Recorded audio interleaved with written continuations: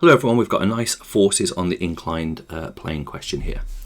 So it says a rough plane is inclined to the horizontal at an angle of alpha where tan alpha is equal to 3/4. A brick P of mass m is placed on the plane. The coefficient of friction between P and the plane is mu. The brick is in equilibrium and on the point of sliding down the plane. The brick is modelled as a particle. Using the model, find in terms of m and g the magnitude of the normal reaction of the plane on the brick P. 2 marks. Okay, so the first most important thing in mechanics is always to get a sketch. Okay, so there we go. Let's get a sketch going here. There's our brick. There's our normal reaction. I'll call that R.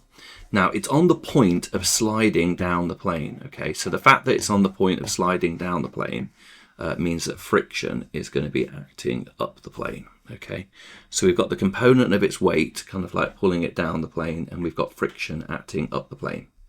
The weight, the brick has got mass m, so that is mg. This angle here is alpha. So we go here like so. This angle here is also alpha.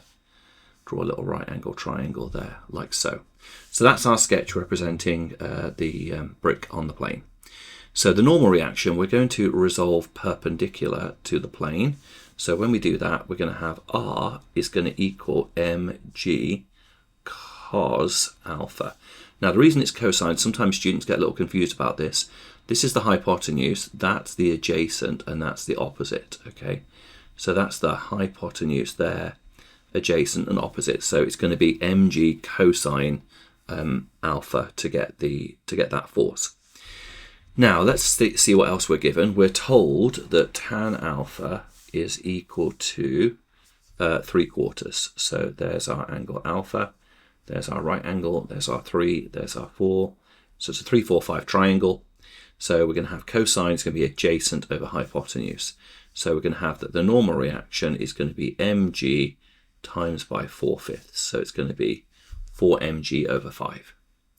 That's part A done. Part B. What does it say in this question?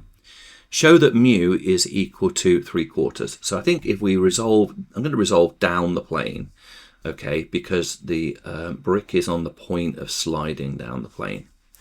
So it's in equilibrium. So if I write down F is equal to ma. Actually, to be honest, there's going to be no acceleration, so I don't have to write F equals ma. I can just basically say that the forces going down the slope are going to equal the forces going up the slope. So the forces going down the slope, so I'm not going to use F equals ma actually, I'm just going to, because it's in equilibrium, I'm just going to basically just resolve down and up, write the forces down and the forces up. So the forces down the slope is going to be mg sine alpha. And that's going to equal the friction, because they're the only two forces that are acting like that, acting parallel to the slope. So mg sine alpha acting down and F acting up. Now sine alpha, according to our little triangle, is going to be 3/5. So that's mg times by 3/5. F is equal to mu r. Mu is equal to, we're trying to find out what mu is, okay. R is equal to 4 mg over 5. Okay, so we've got 3 mg over 5 is equal to 4 mg over 5. So what's going to happen here is we're going to cancel out the m's because that's on both sides. We can cancel out the g's because that's in both sides.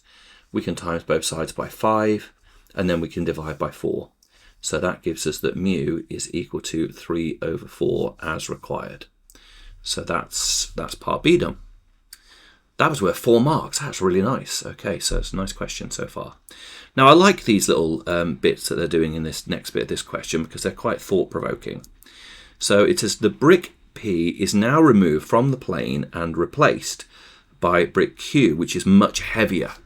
The coefficient of friction between Q and the plane is also 3/4. Okay, explain briefly why Q will remain at rest on the plane.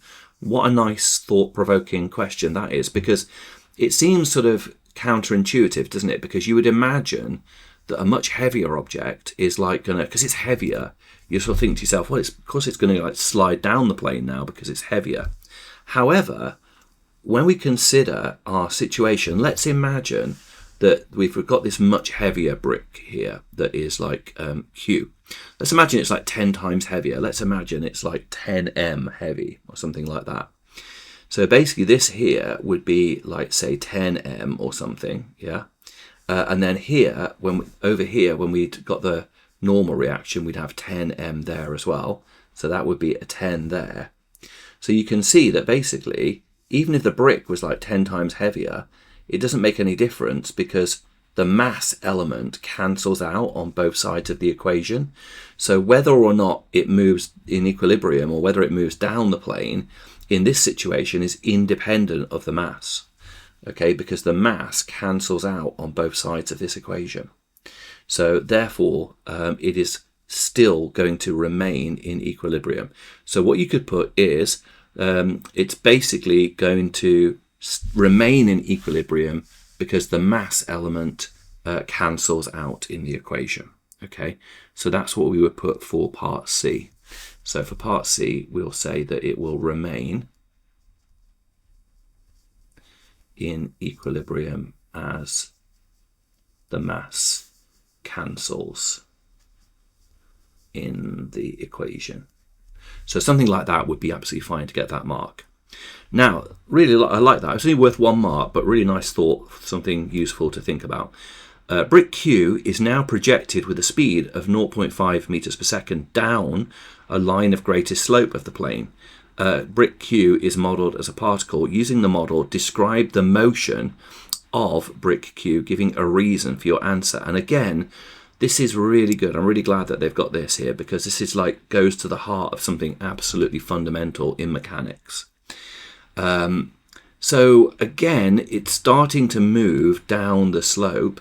So you would imagine, wouldn't you, that it's going to kind of like accelerate and kind of like gain speed.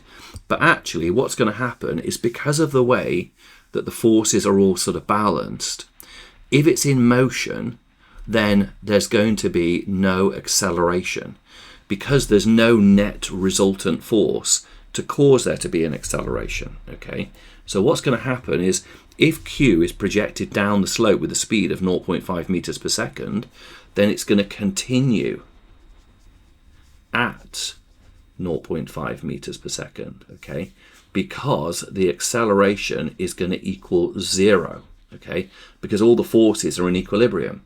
So there's no resultant force to cause any acceleration there. Really nice, and that's like absolutely fundamental. And I think it's one of Newton's laws is that an object will continue in its motion exactly it is unless it's acted upon by an external force. And so here everything's kind of balanced, so it's going to just continue to move at 0.5 meters per second unless some other external force acts on it. So I like that question. That's a really nice first question on a paper there.